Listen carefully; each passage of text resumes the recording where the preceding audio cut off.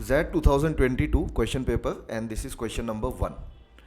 So question is, Sheila purchases two varieties of apples A and B for a total of rupees 2800. The weights in kg of A and B purchased by Sheila are in the ratio 5:8. But the cost per kg of A is 20% more than cost of that of B. Sheila sells A and B with profits of 15% and 10% respectively. What is the overall profit in rupees? कितना overall profit हुआ rupees में वो बताना है हमें. So percentage profit and loss का question है ये, और कैसे अटेम्प्ट करना था पेपर में देखते हैं एक बार साथ में मिलके.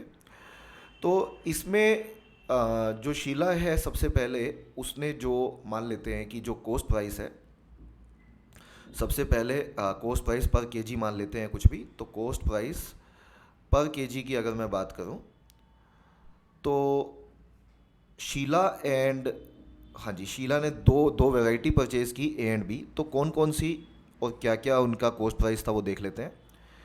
तो ए एंड बी, तो इसमें गिवन है कि जो कॉस्ट प्राइस पर केजी है वो 20% ए का ज़्यादा है बी से. तो बी का अगर एक्स मान लूँ तो कॉस्ट प्राइस पर केजी ए का जो होगा वो 1.20x होगा, 20% ज़्यादा होगा, दैट इज़ 1.20x.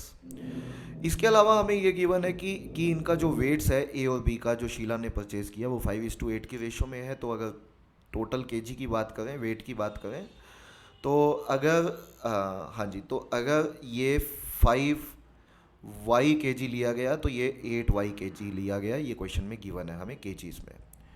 तो अगर हम टोटल कॉस्ट प्राइस की बात करें, टोटल कॉस्ट प्राइस की, तो ये हो जाएगा 5y इंटू 1.20x, तो ये हो जाएगा 6xy. और यहाँ पे किलो का वेट, 1 किलो का प्राइस x है, तो 8y किलो का प्राइस जो हो जाएगा वो 8xy. और दोनों को मिला के टोटल कॉस्ट प्राइस आना चाहिए which is already given, which is 2800. तो 2800 अगर ये वैल्यू लेते हैं हम, तो 2800, तो यहाँ से हमारे पास बेसिकली आ जाएगा कितना, 14xy इज इक्वल टू 2800. और we can say that x into Y 200 आ जाएगा.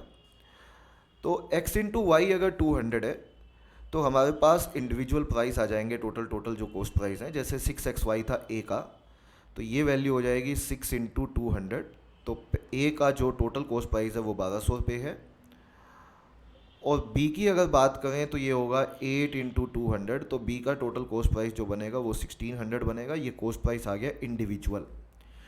लेकिन अगर हम एसपी की बात करें तो पहले वाले पे 15% का प्रॉफिट हुआ था. तो अगर मैं यहाँ पे 15% का प्रॉफिट निकालूँ तो प्रॉफिट आएगा हमारा, सिर्फ प्रॉफिट देख लेते हैं क्योंकि प्रॉफिट ही बताना है हमें, तो एसपी निकालने की ज़रूरत नहीं है. तो पहले वाले में जो प्रॉफिट बनेगा 10% 120 होता है, तो 15% 180 हो जाएगा. और दूसरे वाले में अगर हम प्रॉफिट देखें तो 10% which comes outs to be 160. और टोटल प्रॉफिट जो आ जाएगा that comes outs to be 340 rupees. तो 340 रुपीज़ इस सवाल का सही आंसर होना चाहिए. आंसर ऑप्शन डी मैच करता है. यही सवाल का आंसर था. This is the right answer of this question. Answer option D.